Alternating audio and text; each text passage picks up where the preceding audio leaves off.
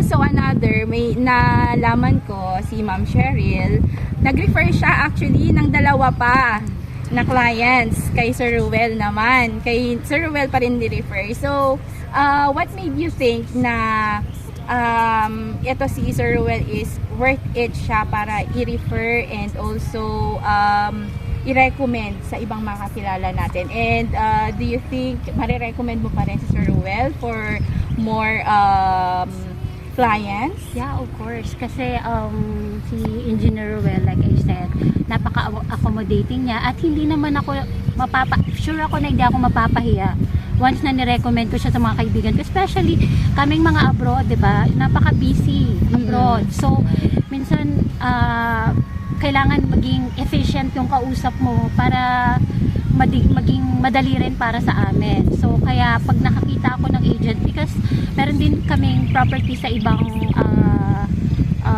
lugar sa South, so, and East Manila.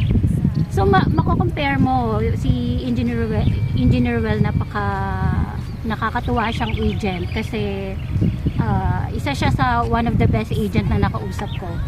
So, kaya nung nirecommend ko siya, I was pretty sure talagang hindi ako mapapahiya dahil ayoko rin naman mapahiya talaga sa mga mga kasama ko sa trabaho.